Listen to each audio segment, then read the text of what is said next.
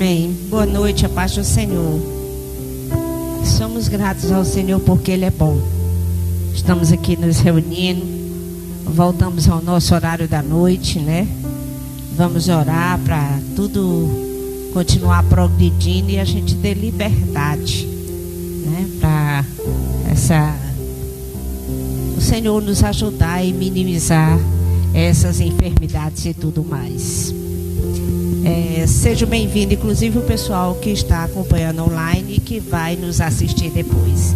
Vamos abrir nossas Bíblias no Salmo 82.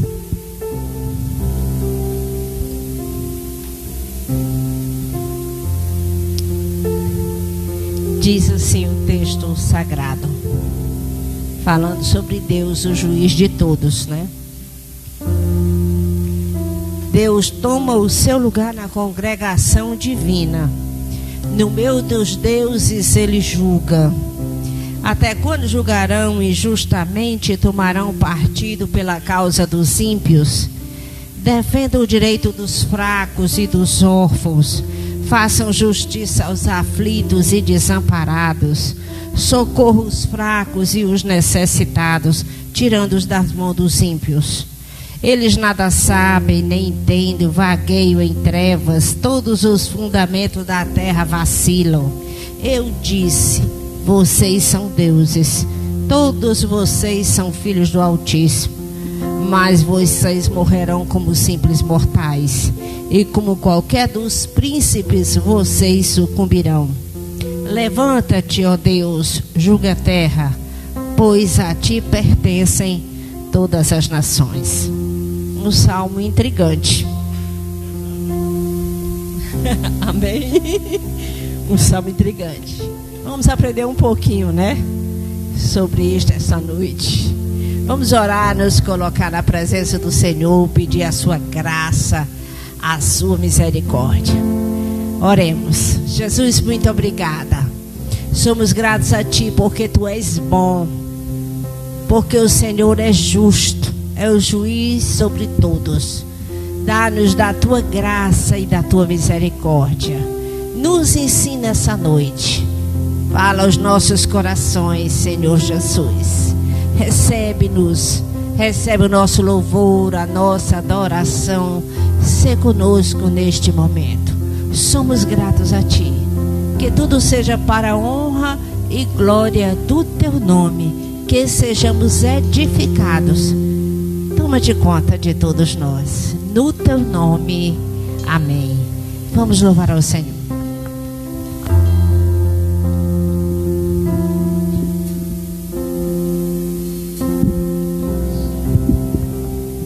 Amém. Pai do Senhor.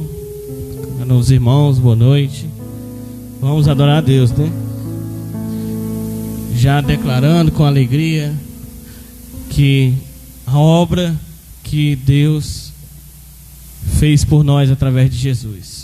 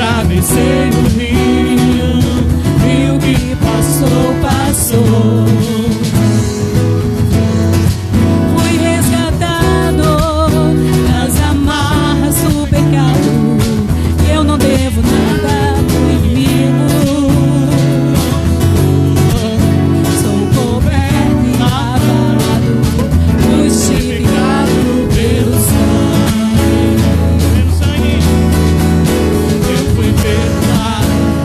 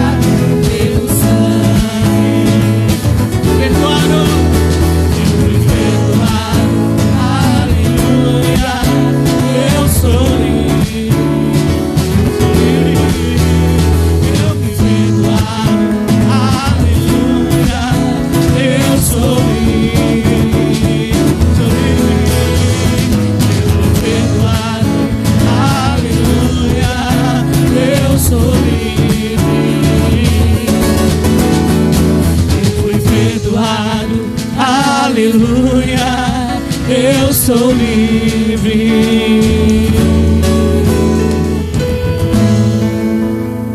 Aleluia, Senhor. Obrigado pelas tuas marcas, Senhor, serem embutidas, Senhor, em nossas vidas. E por graças ao teu chamado, graças à tua vontade, graças à tua misericórdia, estamos aqui, Senhor. Nós te amamos, Pai.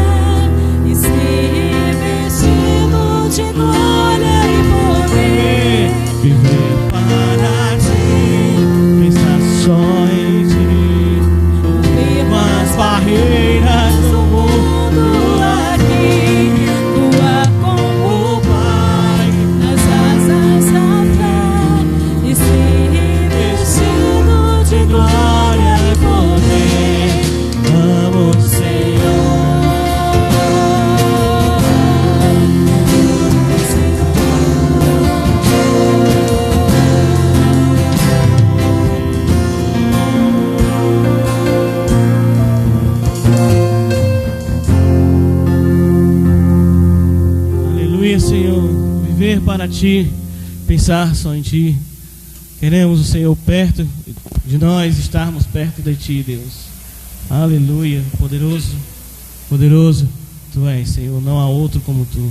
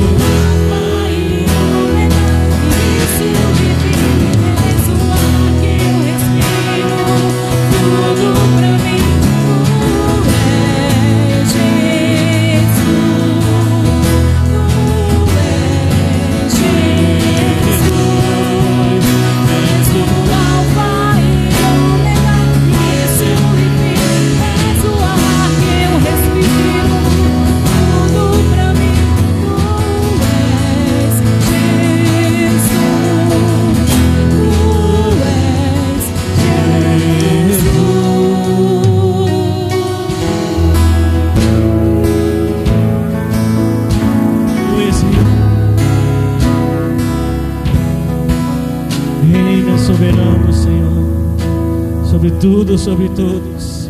És o alfa, o ômega, tudo para cada um de nós, Senhor.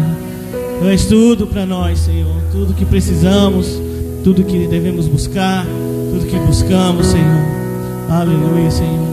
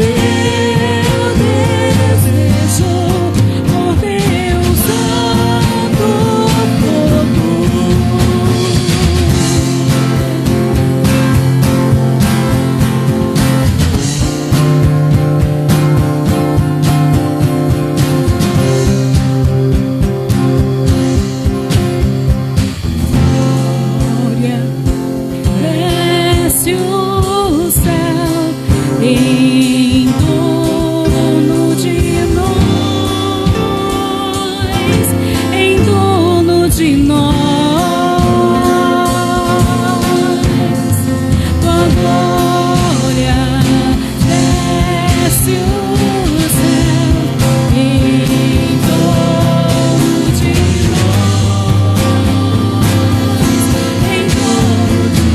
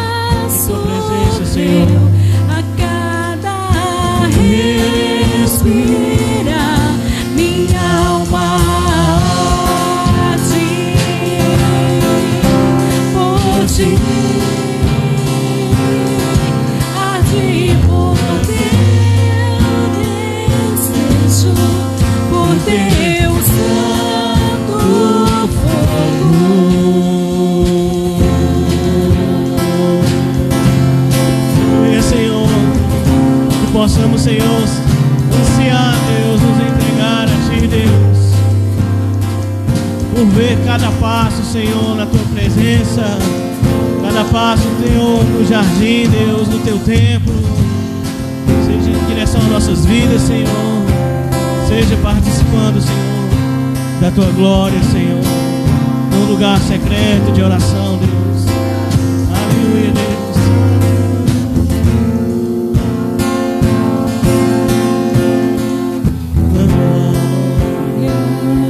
Desce o céu em torno de nós, em torno de nós.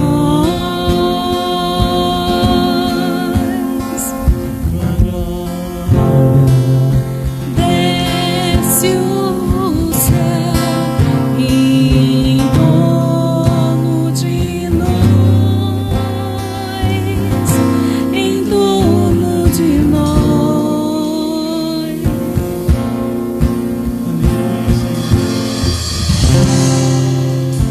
Glória, Senhor. Seja conosco, Pai. Te exaltamos, Senhor. Te adoramos. Precisamos de Ti, Senhor. Vem estar conosco essa noite, cada vez mais, Pai. Amém.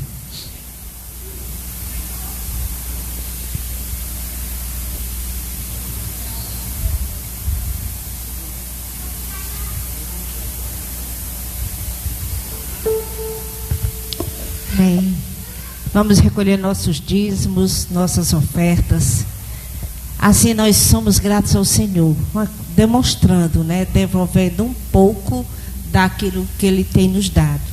Somos gratos a Ele porque Ele tem nos sustentado. O nosso Deus é o Senhor de toda a terra, o governante das nações. E Ele precisa, não é nem que precise, nós precisamos cumprir o ID do Senhor. E o nosso dinheiro está envolvido nisso. Precisamos de um lugar para trazer as pessoas e mantê-lo. Então vamos ser gratos ao Senhor com nossos dízimos e com as nossas ofertas. Vamos orar.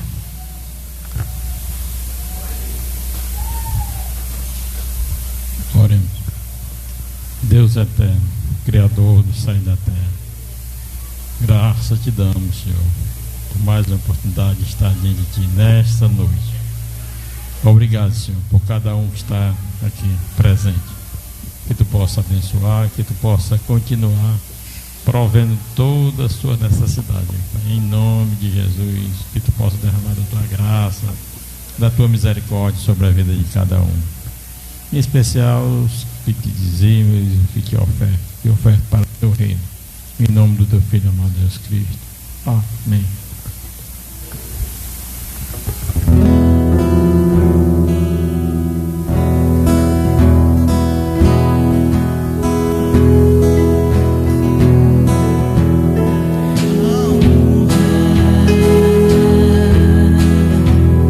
A glória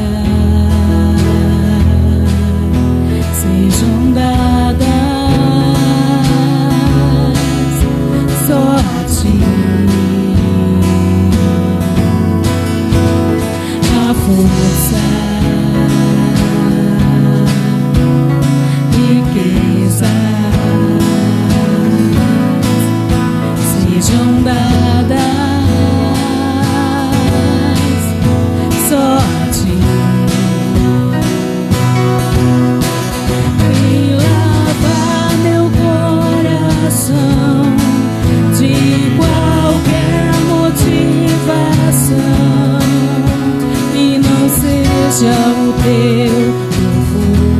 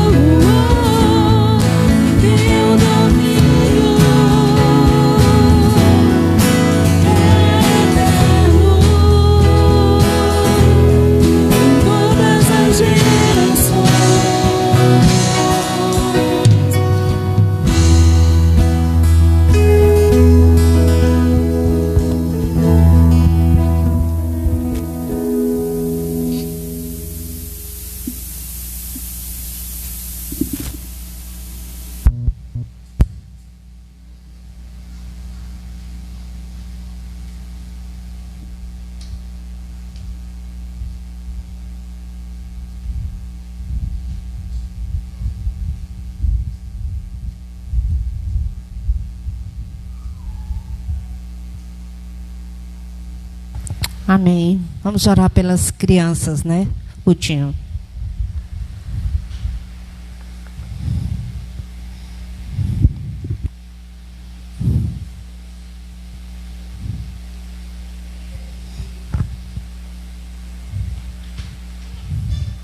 Vamos orar. Fecha os olhinhos.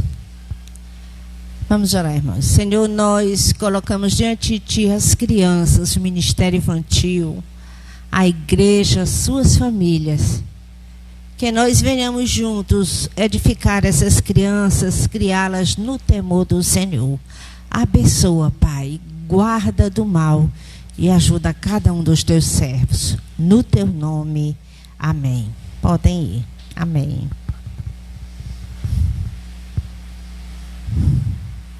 Amém. Hoje estamos retomando, né, nossa reunião à noite. É muito bom. Jesus é maravilhoso. Todo horário em que nós nos dispomos a estar na sua presença, Ele nos assiste. Aleluia. Somos gratos ao Senhor, porque Ele é bom. Nós temos terça e quinta reunião na igreja às 19h30, às 7h30 da noite. Terça, culto de oração. Quinta, nossa escola bíblica. Amém? Aos sábados, nós temos uma live sobre oração. Palavra e oração às 8 horas da noite, às 20 horas, no Instagram da igreja. E domingo, nosso culto de celebração. Desculpe. Nosso culto de celebração é esse aqui. Nós estamos começando às 18h30. Nós combinamos com o pessoal do louvor. Se não tiver só o pessoal do louvor, a gente vai começar. Porque a gente tem que cumprir os horários. E esse hábito da gente estar postergando acaba atrapalhando tudo. Então, 18h30. Amém? Hoje vamos dar continuidade ao nosso estudo da carta aos Efésios. Que o Senhor nos ajude, né? Ilumine as nossas mentes e o Espírito Santo nos assista. Eu vou beber só um pouquinho de água, estou tossindo. Efésios capítulo 3, versículos 1 a 13. Vamos ler o texto sagrado.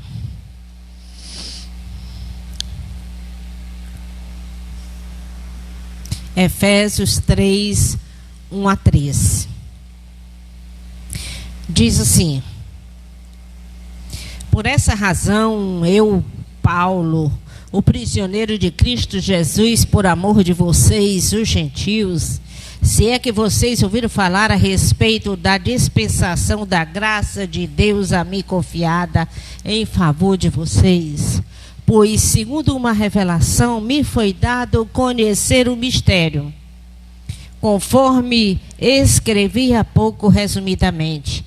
Ao lerem o que escrevi, poderão entender a minha compreensão do mistério de Cristo, o qual em outras gerações não foi dado a conhecer aos filhos dos homens, como agora foi revelado aos seus santos apóstolos e profetas pelo Espírito. O mistério é que os gentios são co-herdeiros, membros do mesmo corpo, coparticipantes da promessa em Cristo Jesus por meio do Evangelho, do qual foi constituído ministro, conforme o dom da graça de Deus a mim concedida, segundo a força operante do seu poder. A mim, o menor de todos os santos, foi dada esta graça de pregar aos gentios o evangelho das insondáveis riquezas de Cristo, e manifestar a todos qual é a dispensação do mistério que, durante tempos passados, esteve oculto em Deus, que criou todas as coisas. E tudo isso para que agora, pela igreja, a multiforme sabedoria de Deus se torne conhecida dos principados e das potestades nas regiões celestiais, segundo o eterno propósito que Deus estabeleceu em Cristo Jesus, nosso Senhor. Em Cristo temos ousadia e acesso a Deus com confiança, mediante a fé nele. Portanto, eu peço que não desanimem por causa das minhas tribulações em favor de vocês, pois isso é motivo de honra para vocês. Paulo vira o jogo, né? Em vez de vergonha pelo aprisionamento, é honra. Porque ele virou esse jogo. Vamos orar, nos colocar na presença do Senhor. Jesus, muito obrigada, Pai, muito obrigada. Toma nossas vidas nas tuas mãos, nos ajuda e nos ensina.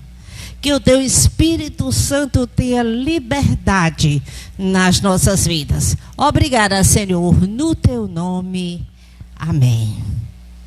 Amém. Somos gratos ao Senhor pela sua palavra e porque Ele é bom. Um mistério revelado, né? De uma forma geral, o Evangelho é um mistério. Precisa que Deus revele. Efésios 3, 1 a 13.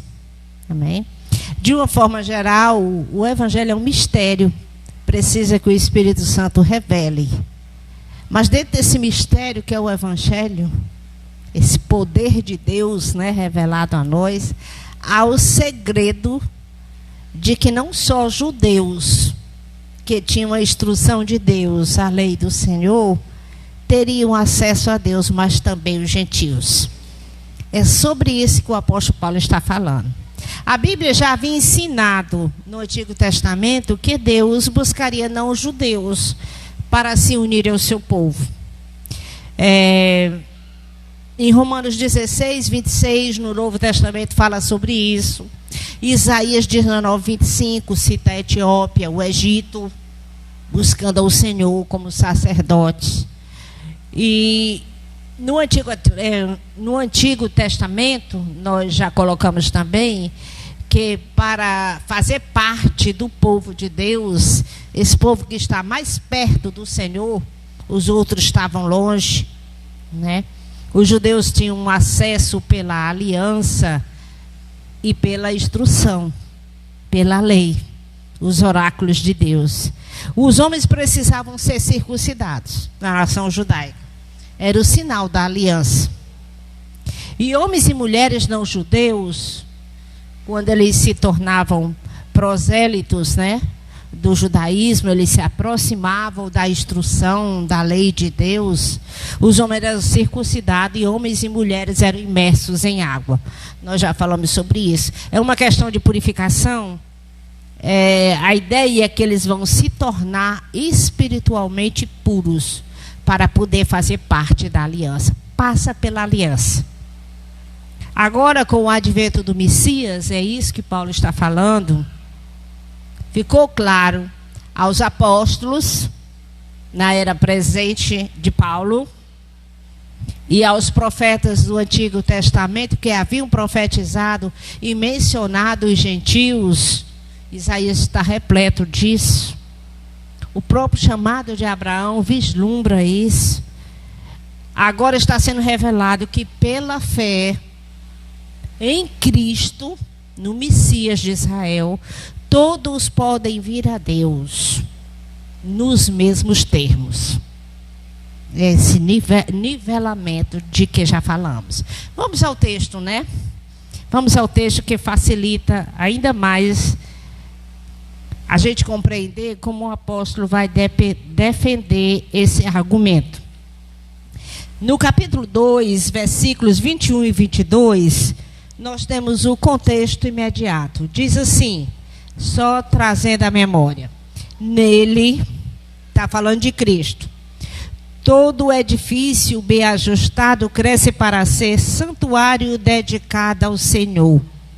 Nele também vocês estão sendo edificados junto com os outros, para serem morada de Deus no Espírito. Nele também vocês, aí ele está se referindo aos gentios. E ele diz, junto com os outros, eles e os judeus, agora são morada de Deus em Cristo Jesus. Esse é o contexto. No versículo 22 diz, né? Nele também vocês, os gentios, os outros, os judeus. O 3:1. Por essa razão, eu, Paulo, prisioneiro de Cristo Jesus, por amor de vocês, os gentios. Por essa razão, ele está prisioneiro. Essa unificação, essa quebra, né, causava um rebuliço. E de tal forma, nós já vimos isso no livro de Atos, esse é um dos motivos pelos quais o apóstolo está preso sobre as autoridades romanas. Ele vai dizer no versículo 2 a 7 que algo grandioso está acontecendo. Ele já é prisioneiro por conta desse evangelho que ele ensina, o evangelho de Cristo. Vamos agora ler o 2 ao 7. Se é que vocês ouviram falar a respeito da dispensação da graça de Deus, confiada em favor de vocês. Pois, segundo uma revelação, me foi dado conhecer o mistério, conforme escrevi há pouco, resumidamente. Ao ler o que escrevi, poderão entender a minha compreensão do mistério de Cristo, o qual em outras gerações não foi dado a conhecer aos filhos dos homens, como agora foi revelado aos seus santos apóstolos e profetas pelo Espírito. O mistério é que os gentios são co-herdeiros, membros do mesmo corpo, coparticipantes da promessa em Cristo Jesus por meio do Evangelho. Não é da antiga aliança, não é da circuncisão, tampouco da imersão. Por meio do Evangelho. O Evangelho é Cristo. Do qual fui constituído ministro, conforme o dom da graça de Deus a mim concedida, segundo a força operante do seu poder. Algo grandioso está acontecendo. Mistérios estão sendo revelados. Gálatas 4:4, se a gente voltar só um pouquinho, é bem prático voltar. Diz que, mas, quando chegou a plenitude do tempo, Deus enviou o seu Filho, nascido de mulher, nascido sob a lei, para resgatar os que estavam sob a lei, a fim de que recebêssemos a adoção de filhos. Chegou o tempo. Deus preparou a plenitude do tempo. O momento histórico, o idioma,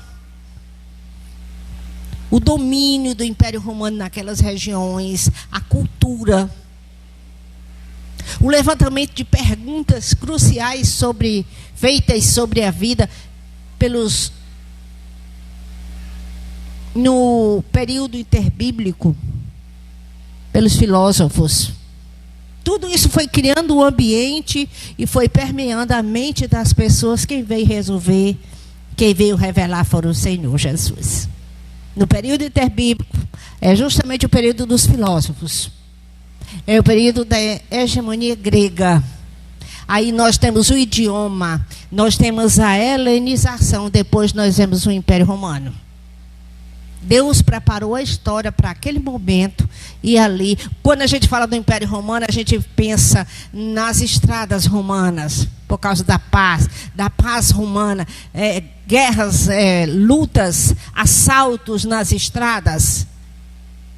Com a paz romana facilitava o trânsito de pessoas, minimizava essa questão dos assaltos, é mais fácil a evangelização. As estradas facilitavam o povo se deslocar dentro do império. Tudo isso Deus preparou. E o apóstolo chama aqui no livro de Gálatas de a plenitude dos tempos. Então, na plenitude dos tempos, Deus preparou o evangelho. Algo está acontecendo.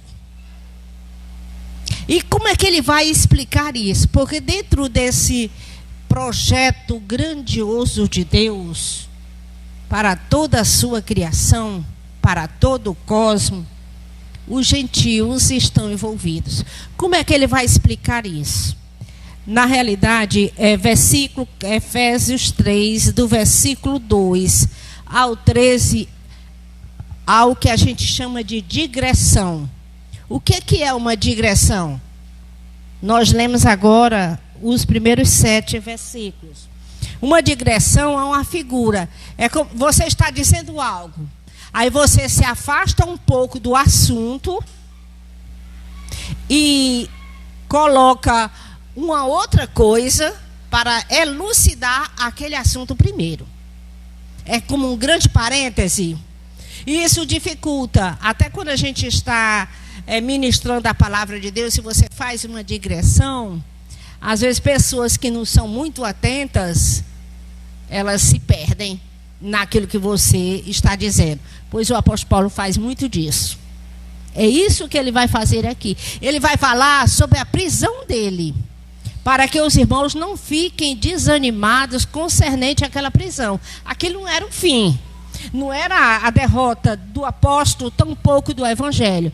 E como é que ele vai explicar isso para que a igreja entenda? Aí ele se afasta um pouco e ele vai falar sobre várias coisas, para no finalzinho do versículo 13, ele vai fechar o grande parêntese e ele vai dizer: irmãos, o evangelho, a minha prisão não é vergonha, é honra.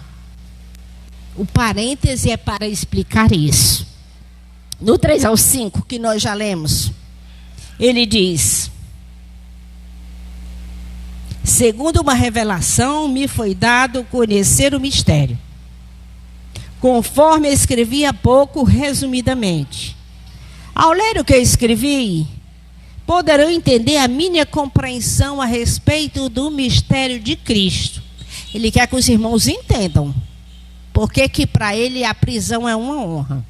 O qual em outras gerações o mistério, não foi dado a conhecer aos filhos dos homens, como foi dado a conhecer aos seus santos apóstolos e profetas no Espírito. Ele está dizendo, estava oculta essa informação.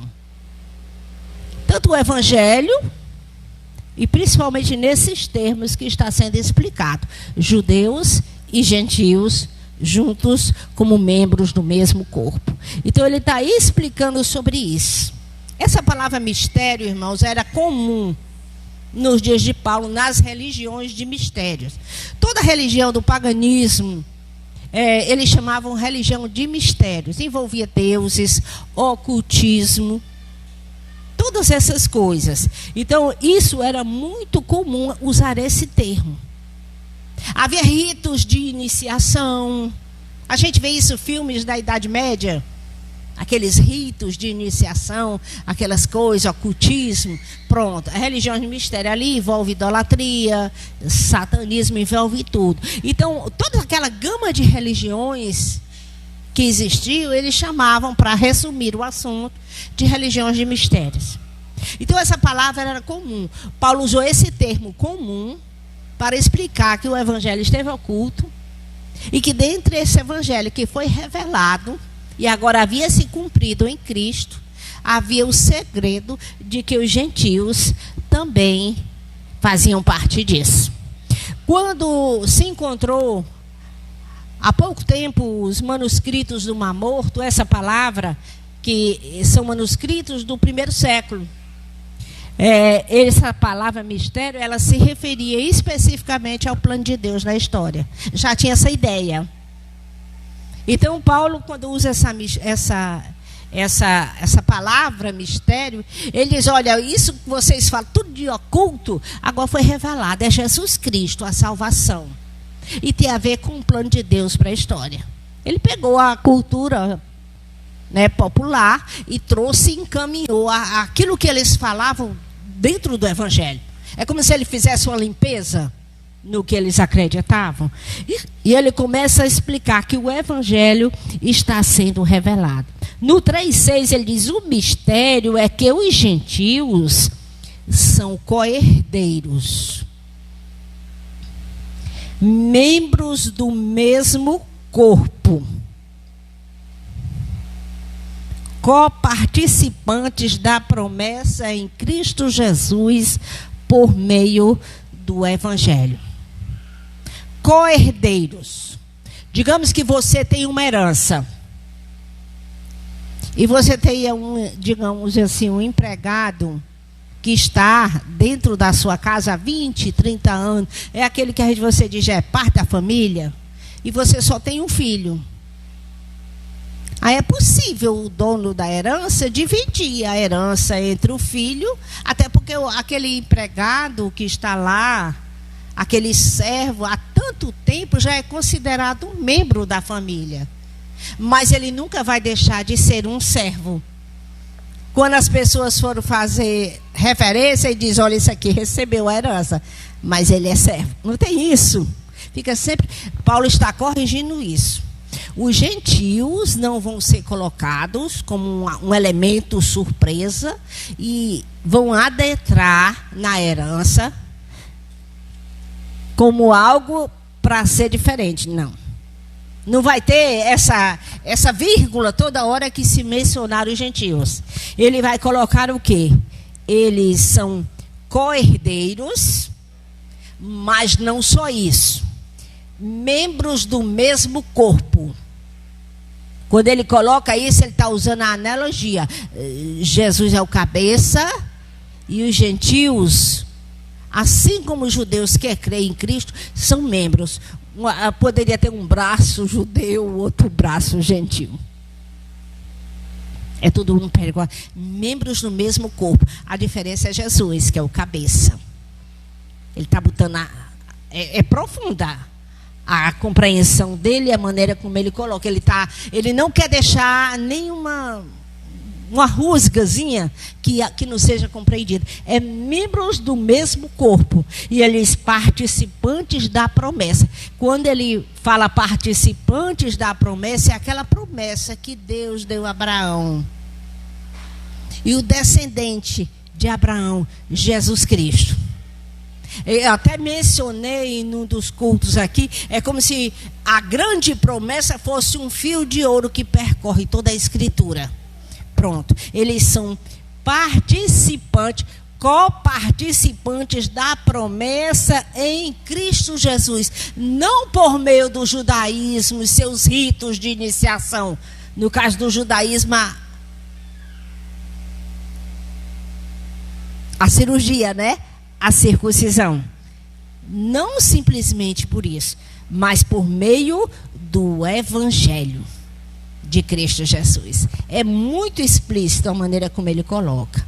Então, no versículo 7, ele parte e ele diz assim: do qual fui constituído ministro, conforme o dom da graça de Deus a mim concedida, segundo a força operante do seu poder. Lembra que ele já disse que o poder que ressuscitou a Cristo está à disposição da igreja? Quem era Saulo de Tarso antes de conhecer o Evangelho? Perseguidor, blasfemo, assassino, fariseu dos fariseus, perseguidor dos irmãos. Mas um belo dia o Senhor se revelou a ele, mudou a sua compreensão. Em Atos capítulo 9, versículo, vamos ler Atos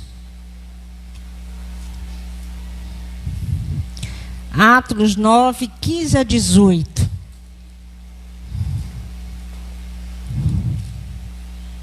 Diz assim: mas o Senhor disse a Ananias: vá, porque este é para mim um instrumento escolhido para levar o meu nome diante dos gentios e reis, bem como diante dos filhos de Israel, pois eu mesmo vou mostrar a ele quanto deve sofrer pelo meu nome. Ananias foi e, entrando na casa, impôs as mãos sobre Saulo, dizendo: Saulo, irmão, o Senhor Jesus, que apareceu a você no caminho para cá, me enviou para que você volte a ver e fique cheio do Espírito Santo. Está aqui. O poder de Deus. Na estrada de Damasco, o Jesus ressurreto, nosso Senhor, apareceu a Saulo, mandou ele continuar a viagem, agora ele já estava cego, e falou com Ananias, esse servo do Senhor, para visitá-lo. E falou sobre o ministério de Saulo. Ele vai pregar para os gentios, para reis, para muitos, para santos em Jerusalém. E ele vai sofrer por causa do meu nome. É o poder de Deus. Mudou totalmente a vida dele, a rota. Há uma inversão, conversão, como a gente chama. No versículo 22, diz assim, ainda de Atos 9. Saulo, porém, mais e mais se fortalecia e confundia os judeus que moravam em Damasco, demonstrando que Jesus é o Cristo. Diante do conhecimento que ele tinha do judaísmo, do Antigo Testamento, da Escritura hebraica, e a revelação do Jesus ressurreto, o Senhor da glória, ele foi analisando as Escrituras, agora cheio do Espírito Santo, que revela o Espírito. Ele foi observando as Escrituras. e vendo os sinais apontando para o Messias. E ele confundia aqueles que participavam do judaísmo como ele anteriormente, provando nas escrituras judaicas, o Antigo Testamento, que Jesus é o Messias de Israel. E assim ele começa o seu ministério e se fortalece cada vez mais. Há um crescimento espiritual, há um tempo de meditação, de busca, de revelação do Espírito Santo. Os versículos 8 e 9, ele diz assim: a mim, o menor de todos os santos, foi dada a graça de pregar aos gentios o evangelho, as insondáveis riquezas de Cristo, e manifestar a todos qual é a dispensação do mistério, que durante os tempos passados esteve oculto em Deus, que criou todas as coisas. Ele diz: a mim, o menor de todos os santos. No grego seria o menor dos menores. Ele chama de neologismo. É uma expressão para reforçar. Ele diz: eu não sou nada. Ele está falando da graça. Eu não sou nada diante do que me tem sido revelado. Diante do propósito de Deus. Diante do que Deus tem feito. Mas eu estou aqui. E eu sou o menor de todos os santos. O menor dos menores. Ele está reforçando. E o versículo 9, ele diz que é para manifestar, ele vai pregar o evangelho, revelar as insondáveis riquezas de Cristo e manifestar a todos essa dispensação do mistério, que esteve oculto em tempos passados em Deus, mas que o Senhor agora revelou. E esse Deus é o que criou todas as coisas, as insondáveis riquezas de Cristo. Que são as riquezas de Cristo? São imensas, né?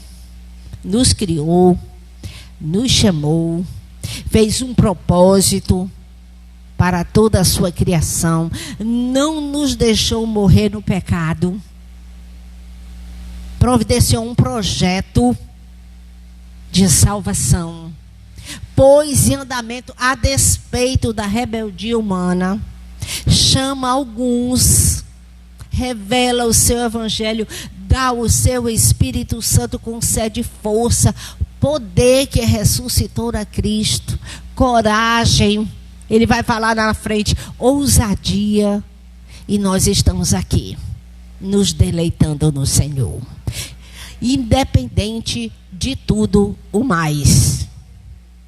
Coisas até que não sabemos, mas o Senhor cuida. Tem irmãos que têm um hábito de dizer assim: olha, agradeça a Deus pelos livramentos que você nem sabe, mas Ele lhe deu. Não tem isso? Os irmãos estão certos. É verdade. Coisa que nem sabemos, mas o Senhor está lá gerindo todas as coisas. O menor dos menores. E esse projeto, esse mistério foi revelado, está em andamento. É por conta disso que o apóstolo Paulo está preso. Você está percebendo? Será que estamos percebendo que à medida que ele vai falando do propósito de Deus, a prisão dele vai ficando menor? É algo tão grande que ele está envolvido, que a prisão dele e o seu valor, mesmo para ele que estava sofrendo fisicamente, vai diminuindo devido à glória do evangelho, daquilo que Deus está fazendo. Essa é a intenção do apóstolo. É isso que ele quer que a igreja entenda. É isso que precisamos entender. Porque lutas virão. E pode acontecer até de alguém dizer: onde está o teu Deus? Mas você sabe o que está acontecendo. É porque está oculto aos olhos daquela pessoa. O Deus desse século cega o entendimento dos incrédulos. Mas a você foi revelado. Então saboreie, né? E seja fortalecido no poder do Senhor. 10 e 11. Diz assim: Vamos ler o 9 e depois o 10 e 11. E manifestar a todos qual é a dispensação do mistério, que durante tempos passados esteve oculto em Deus, que criou todas as coisas. E nisso para que, pela igreja, a multiforme sabedoria de Deus se torne conhecida dos principados e potestades nas regiões celestiais, segundo o eterno propósito de Deus, que Deus estabeleceu em Cristo Jesus, nosso Senhor. Agora o negócio engrossou aqui. Há uma dispensação. Judeus e gentios estão juntos. Isso estava oculto no Deus que criou todas as coisas. E esse Deus que criou todas as coisas tem uma multiforme sabedoria. Há muitas cores, há muitas nuances na sabedoria de Deus que nós não temos acesso. E essa multiforme sabedoria de Deus vai sendo revelada no mundo espiritual. Aqui ele coloca principados e potestades nas regiões celestiais, segundo o eterno propósito que Deus estabeleceu em Cristo Jesus, nosso Senhor. Nós temos dificuldade aqui, porque nós somos terrenos. Por conta do pecado, nós precisamos nos arrepender do nosso pecado, nos apegarmos com Cristo, e aí os nossos olhos vão sendo desvendados e a gente vai percebendo que é um ser espiritual também. É ou não é? É. A Bíblia diz que Deus é espírito. Em João.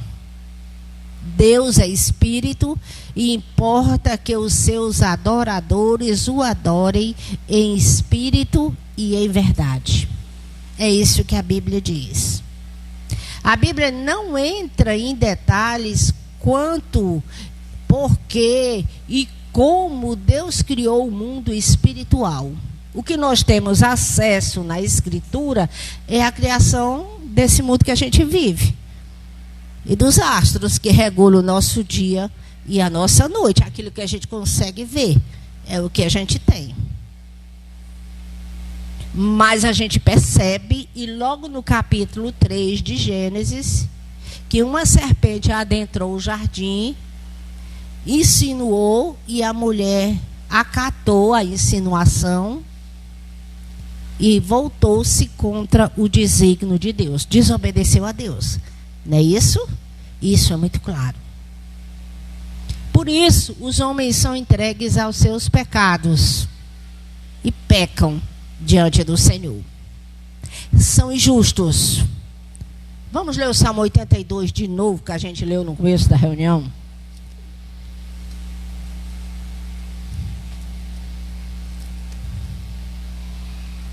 Sempre me intrigou o Salmo 82. Diz assim: é Deus o juiz de todos. Deus toma o seu lugar na congregação divina. No meio dos deuses ele julga. Até quando julgarão injustamente, tomarão partido contra a causa dos ímpios? Defenda o direito dos fracos e dos órfãos. Façam justiça aos aflitos e desamparados. Socorra os fracos e os necessitados, tirando das mãos dos ímpios. Eles nada sabem, nem entendem, vagueiam em trevas, todos os fundamentos da terra vacilam. Eu disse, vocês são deuses. Todos vocês são filhos do Altíssimo. Mas vocês morrerão como simples mortais. E como qualquer dos príncipes, vocês se cobrirão. Levanta-te, ó Deus, julga a terra, pois a ti pertence a todas as nações. Não é estranho, irmãos, esse salmo? Nosso conhecimento bíblico é estranho. Nosso conhecimento no mundo espírito, Deus é espírito. Está dizendo que tem uma congregação divina, um grupo reunido, que são deuses, que o Senhor, Deus, que é o juiz de todos, está lá o título do Salmo, julga retamente e está advertindo a esses outros deuses que eles tomam partido do fraco, do necessitado. Fala dos ímpios. E lá no versículo 6 ele diz: vocês são Deus, todos vocês são filhos do Altíssimo. Quem é chamado de filhos de Deus na Escritura? Adão e Eva, que Deus soprou o seu espírito. Os que estão em Cristo e os anjos. Porque Deus soprou o seu espírito em Adão e Eva, torna eles uma criação diferenciada. Porque os animais foram criados do pó da terra, mas não teve sopro de Deus. A vida veio a eles de outra forma. O ser humano, Deus soprou e ele se tornou alma vivente. Se tornou vivo. Está aqui o texto. E ele diz que os seres humanos julguem retamente e chamam-lhe de deuses. Essa palavra Elohim, no Antigo Testamento, no hebraico, El é Deus. O In é plural. É como o nosso S, casa, casas. Garrafa, garrafas. É um prefixozinho do plural. E aqui ele está dizendo, o salmista, que os judeus, que são aqueles que têm a instrução divina, a lei, a aplicação da justiça através da palavra do Senhor, são deuses. E eles são filhos do Altíssimo, porque eles têm a instrução. Mas não é que eles sejam deuses como Deus é. Eles são seres espirituais. Eles receberam o sopro de Deus. Está vendo a colocação? Eles são seres espirituais. Uma vez eu disse aqui na igreja, nós temos em Gênesis o cosmo, que é de certa forma inalcançável, né? Nós temos o cosmo, para registrar e marcar o dia e a noite, tem sua influência sobre a terra, sobre as marés. Nós temos a criação material, nós temos Adão e Eva do pó da terra material, mas com um diferencial, o sopro, espírito. E nós temos os seres espirituais. A serpente é um deles, que adentrou o jardim. O próprio Deus. É como se a gente ficasse numa zona intermediária. A gente nem é totalmente matéria, mas também não é totalmente espírito no nosso momento. É ou não é? Há essa colocação. Então, os israelitas,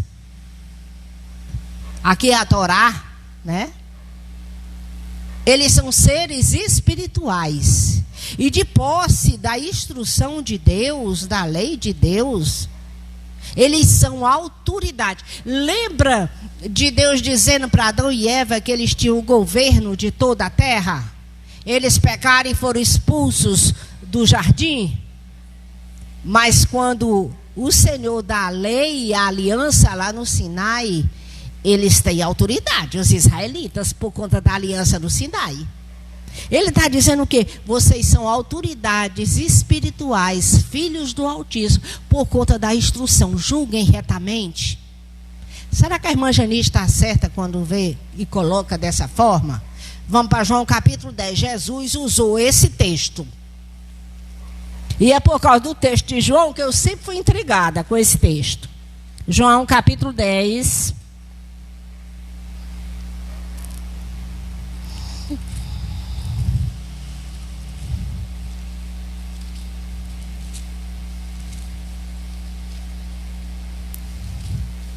Versículo 22. Vamos ler só alguns versículos. Celebrava-se em Jerusalém a festa da dedicação. Era inverno. Jesus passeava no templo, no pórtico de Salomão. Então os judeus o rodearam e disseram: até quando você nos deixará nesse suspense? Se você é o Cristo, diga francamente. Jesus respondeu: eu já falei, mas vocês não acreditam. As obras que eu faço em nome do meu Pai dão testemunho de mim, mas vocês não creem porque não são minhas ovelhas. Vamos agora para o versículo 29. Aquilo que o meu Pai me dá, aquilo que meu Pai me deu é maior do que tudo, e da mão do Pai ninguém pode arrebatar. Eu e o Pai somos um. Os judeus, mais uma vez, pegaram pedras com a intenção de apedrejá-lo. Mas Jesus lhe disse: tenho mostrado a vocês muitas obras da parte do Pai. Por qual delas vocês querem me apedrejar? Os judeus responderam: não é por obra que queremos apedrejá-lo, e sim por causa da blasfêmia. Pois sendo você apenas o homem, está se fazendo de Deus. Jesus disse: não está escrito na lei de vocês, eu disse, vocês são deuses? Se ele chamou deuses aquele a quem foi dirigida a palavra de Deus, e a escritura não pode falhar, então como vocês dizem que aquele que o Pai santificou e enviou ao mundo está blasfemando só porque declarei que sou filho de Deus? Se não faço as obras do meu Pai, não acreditem em mim. Mas se faço, vocês não creem em mim. Creio pelo menos nas obras, para que vocês possam saber e compreender que o Pai está em mim e eu estou no Pai. Jesus cita o Salmo 82 e diz: vocês estão intrigados e não aceitam porque eu sou homem. E digo que sou filho de Deus e que eu e o Pai somos um. Há um mistério, mas eu estou dizendo para vocês: eu e o Pai somos um. E vocês não acreditam, estão me acusando de blasfêmia. Mas na lei de vocês está lá escrito, Salmo 82. Vocês, filhos dos homens, que têm a instrução, são deuses, são autoridades no mundo espiritual. Não é que Elohim, sejam deuses no patamar de Deus. É tanto que no Salmo, no texto de Efésios, olhe só como é bem elaborado o texto de Paulo. Vamos para Efésios 3:9. E manifestar a todos qual é a dispensação do mistério, que durante tempos passados esteve oculto em Deus, que criou todas as coisas. Por que Paulo fez esse parêntese? E nele ele bota, antes de revelar a questão do mundo espiritual, dos principados e potestades, ele bota, olha, Deus criou todas as coisas. Esse Elohim aqui é o que criou todas as coisas. Ele é o Criador. Aí agora ele vai colocar, e isso para que agora pela igreja a multiforme sabedoria de Deus se torne conhecida dos principados e potestades nas regiões celestiais, segundo o eterno propósito que Deus estabeleceu em Cristo Jesus, nosso Senhor. Ele está dizendo o quê? Autoridades nas regiões celestiais, principados e potestades, e eles não têm o conhecimento do propósito de Deus que foi revelado a vocês, igreja do Senhor, judeus e gentios. E eles vão aprendendo e observando o que Deus está fazendo no movimento da igreja. A multiforme sabedoria de Deus está sendo revelada aos principados e potestades nas regiões celestiais por meio da igreja. Eles não têm conhecimento do que pensamos. Eles não são oniscientes. Deus é, eles não. Mas são autoridades. Onde é que a gente vê isso na Escritura? E depois eu vou botar no nosso cotidiano para a gente trazer a ideia. Daniel capítulo 9.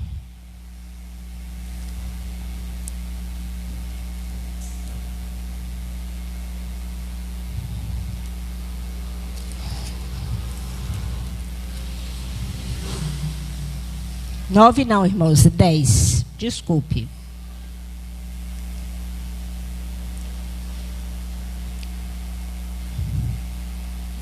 Eu queria ler só uma parte. É 1 a 14, meu tempo ali. No 3º ano de Ciro, rei da Pérsia, 10, 1 a 14. Uma palavra foi revelada a Daniel, cujo nome é Beltesazar. A palavra é verdadeira e envolvia grande conflito.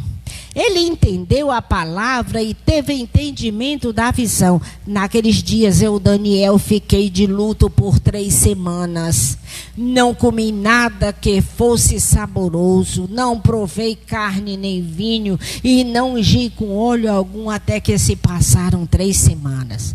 No dia 24 do 1º mês, estando eu na margem do grande rio Tigre, levantei os olhos e vi um homem vestido de linho, com um cinto de ouro puro de ufaz na cintura.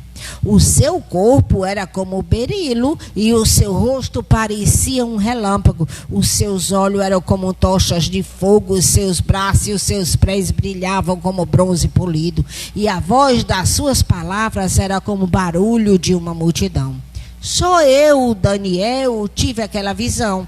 Os homens que estavam comigo nada viram, mas ficaram com muito medo, fugiram e se esconderam.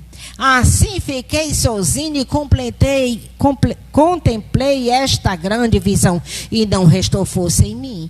O meu rosto mudou de cor e se desfigurou e perdi as forças. Contudo, ouvi a voz das palavras e ouvindo essa voz caí sem sentido, com o rosto em terra. Eis que a mão de alguém tocou em mim e me ajudou a ficar de joelhos, apoiado nas palmas das mãos. Ele me disse: Daniel, homem muito amado, esteja atento às palavras que eu vou lhe dizer. Fique em pé, porque fui enviado para falar com você. Enquanto ele falava comigo, eu me pus em pé, tremendo. Então ele me disse: não tenha medo, Daniel, porque as suas palavras foram ouvidas. Desde o primeiro dia em que você dispôs o coração a compreender e a se humilhar na presença do seu Deus. Olha aqui como é bem específico. A compreender e se humilhar na presença do seu Deus. Mas foi por causa dessas palavras que eu vim. Mas o príncipe do reino da Pérsia me resistiu durante 21 dias. Porém, Miguel, um dos príncipes mais importantes, veio me ajudar. E eu fiquei ali com os reis da Pérsia.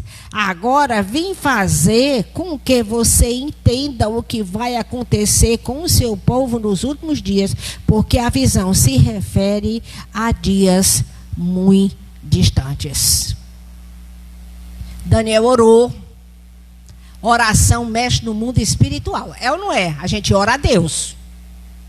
A gente diz que a oração é uma guerra, mas a gente não tem noção da dimensão e nem para pensar. Até porque é um assunto que é meio que oculto na Escritura. Mas oração é uma guerra e mexe com o mundo espiritual. Daniel começou a orar. Ele viu que estava perto de encerrar aquele cativeiro e ele começa a orar. Aí esse homem, esse ser celestial, sai para falar com ele e trazer a resposta. E durante esse trajeto há uma guerra entre esse príncipe da Pérsia e Miguel, por conta da oração de Daniel. A impressão que dá é que o príncipe da Pérsia é um ser espiritual regional, responsável pela Pérsia. Irmãos, isso não é revelado com clareza na Escritura. Agora vamos para a nossa cultura. Quem é a padroeira do Brasil? Nossa Senhora Aparecida. É ou não é? Quem é o padroeiro de Juazeiro do Norte? Padre Cícero. Quem é a padroeira de Fortaleza? Quem é a padroeira de Canidé? São Francisco de Assis. são ídolos na nossa ideia. E a Escritura diz que por trás do ídolo há um demônio. É uma maneira muito clara, muito simples, simplista de colocar. O mundo espiritual não é um anjo obediente a Deus, então coloca como demônio. Aqui é mais específico. Está vendo a colocação? Nós não sabemos das coisas. Certo é que os filhos de Deus são seres espirituais. E o apóstolo Paulo disse no capítulo 1 da Epístola aos Efésios que nós fomos chamados para habitar nas regiões celestiais em Cristo. Nós somos autoridades espirituais neste mundo e estamos de posse da instrução de Deus, revelada pelo Espírito aos apóstolos e profetas. Não só a vontade de Deus, mas a vontade de Deus para todas as etnias. Paulo estava preso sob a autoridade romana. E era uma vergonha estar preso sob a autoridade romana. Mas percebam, ele morava nas regiões celestiais em Cristo, acima dos principados e potestades territoriais. Está vendo o que ele está dizendo? Eles nem sabem o que está acontecendo, a não ser pela observação do movimento da igreja. É por isso que não é vergonha. É louvor ao Senhor, é honra, é glória. Nós não entendemos as coisas, irmãos. Mas como é que o apóstolo começa? Eu sou o menor dos menores. Seja pequeno, porque você não sabe o que as feras são capazes. Seja pequeno, se humilhe diante do seu Deus. Textos judaicos pré-cristãos afirmam que muitas vezes, no tempo de Paulo já afirmava, que os anjos muitas vezes eles observavam a igreja. E por conta da evangelização, do poder de Deus, da vida dos irmãos, muitas vezes livramentos, ou quando eles eram jogados às feras, eles iam louvando a Deus, eles glorificavam a Deus pelo movimento que eles viam acontecendo através da igreja. Já havia essa ideia nos escritos judaicos naquele tempo. Alguns seres celestiais eram chamados como governantes. O caso de Daniel que nós falamos. Mas Paulo, embora preso sob a autoridade de Roma, ele estava acima, nas regiões celestiais. E quem era o seu Deus? O Criador de todas as coisas. Ele não era um ser criado, ele era o Criador de todas as coisas. Aleluia. É ou não é motivo de glória? A gente fica até com medo, né, irmãos? Meu Jesus, é coisa demais. Quem sou eu no meio disso? Por isso que o apóstolo disse o menor dos menores. Ele ser humilde, quem sou eu? E para colocar isso, ele diz, meus irmãos, lembro que eu fui em Damasco. Foi a força operante do poder de Deus que me trouxe até aqui. É a força operante do poder. Quem sou eu diante de tudo isso? Irmãos, nós precisamos claramente entender essas coisas. Não para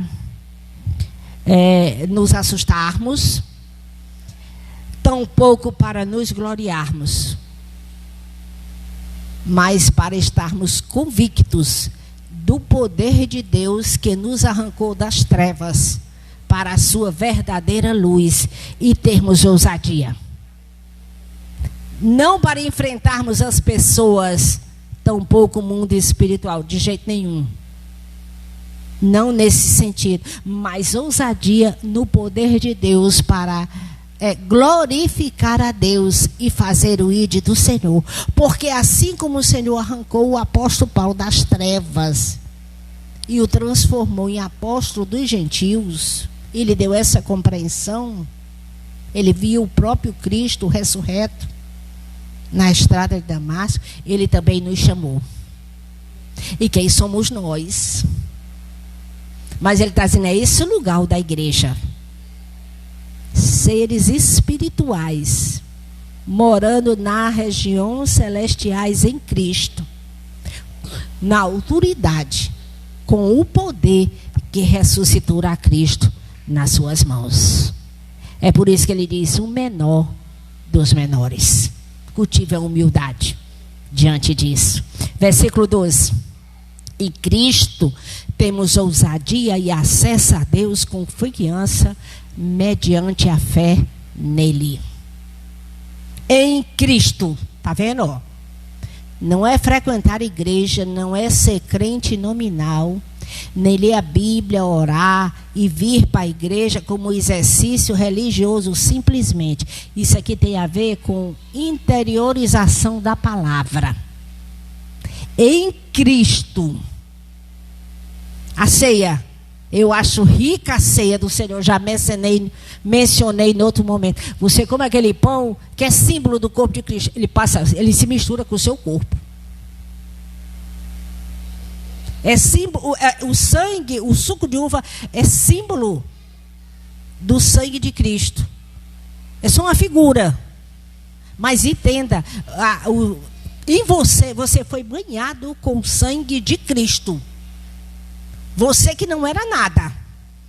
Quanto tempo nós passamos aqui estudando a questão da natureza humana caída e dizendo, irmão, vocês não são nada. É ou não é? Agora nós estamos vendo outro segredo. Nós somos muito em Cristo.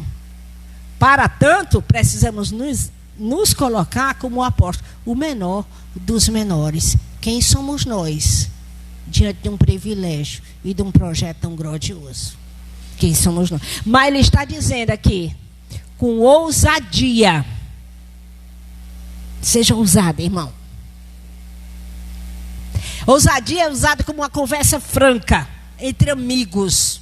Lembra em João, capítulo 15, versículo 15, Jesus diz, vocês não são meus servos, vocês são meus amigos.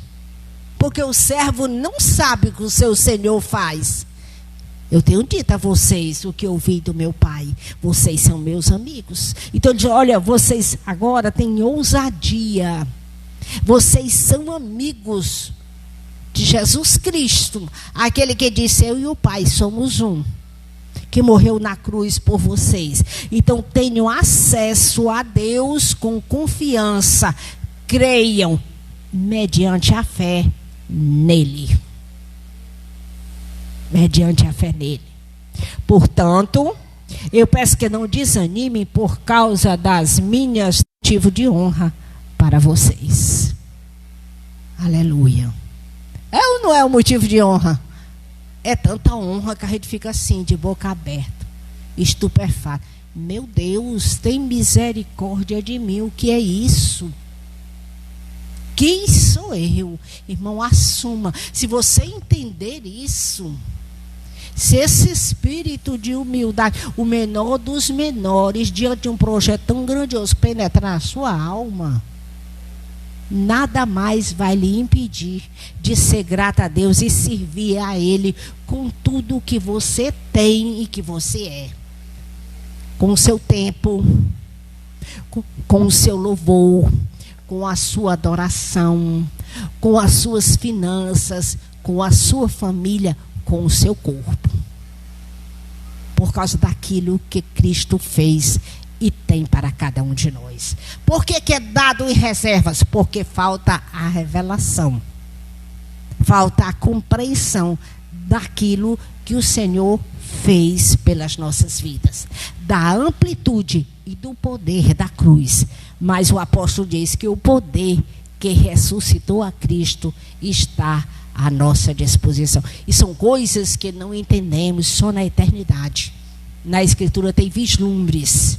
Mas o Senhor fez grandes coisas para nós. E Paulo sabia disso. E ele dá pinceladas para a igreja. O meu encarceramento, essa momentânea tribulação. Em 2 Timóteo ele vai dizer, mesmo que o meu corpo seja oferecido como libação, seja como oferta. Eu combati o bom combate e eu estou diante do meu Deus porque grande é aquilo que o Senhor tem para cada um, para aqueles que o amam, para aquele que Ele chamou no seu propósito eterno. Amém, queridos? Aqui encerramos o versículo 13. Vamos ficar em pé. Eu gostaria de louvar o Senhor. Vamos louvar o Senhor, um hino de adoração. Aleluia. Como somos grandiosos. Como o Senhor é grandioso nas nossas vidas. Entenda isso. Que nada, nem ninguém. É por isso que o apóstolo Paulo diz: nada nos separará do amor de Cristo. A sua compreensão. Nada nos separar do amor de Cristo. Com temor e tremor, nada nos separará do amor de Cristo, nosso Senhor. Aleluia. Louvado seja o nome do Senhor. Louvado seja o nome do Senhor. Santo, santo é o Senhor. Obrigada, Senhor, por tudo. Quem somos nós? Obrigada, Senhor. Aleluia. Louvado seja o teu nome. Aleluia.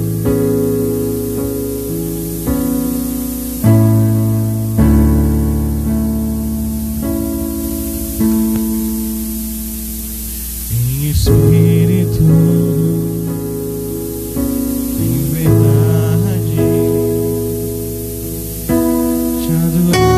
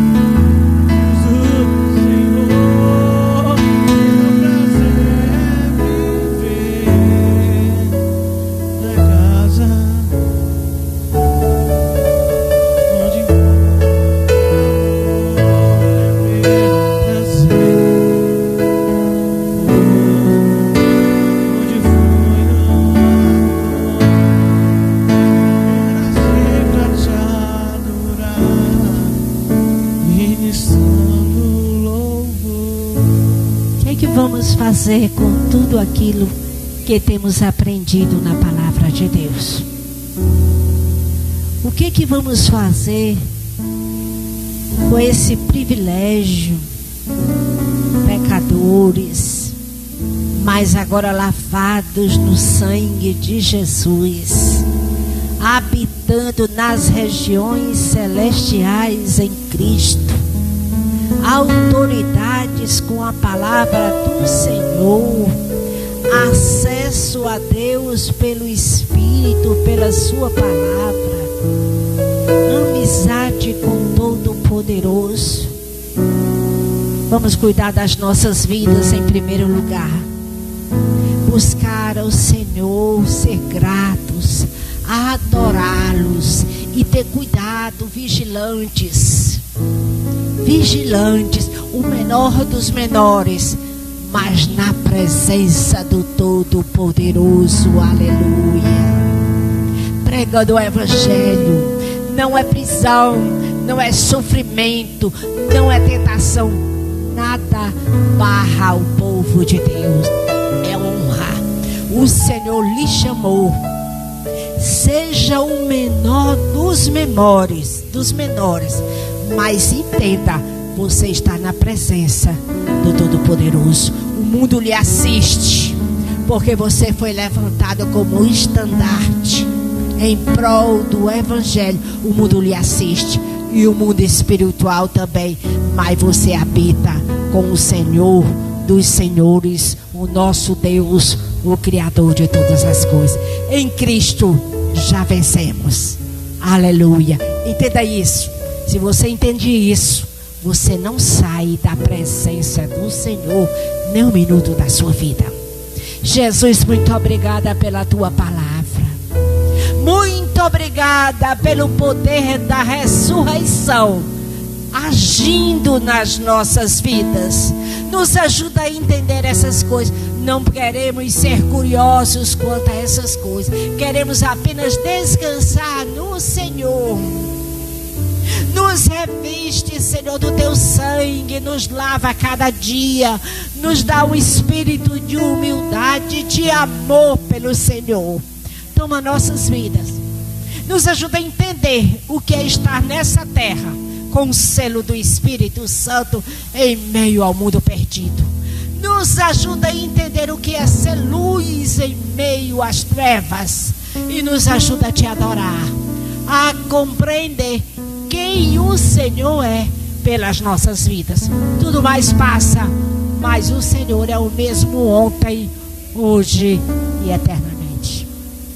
Toma nossas vidas das tuas mãos, nossas necessidades individuais, que o teu Espírito Santo tenha liberdade, nos assista, nos guarde e nos exorte para estarmos todos os momentos diante de ti, plenos, cheios de confiança, sabendo que o Senhor provê todas as coisas e nos guarda de todo mal. Obrigada, Jesus, por isso. Sê conosco, abençoa as nossas famílias, o nosso bairro, a nossa nação.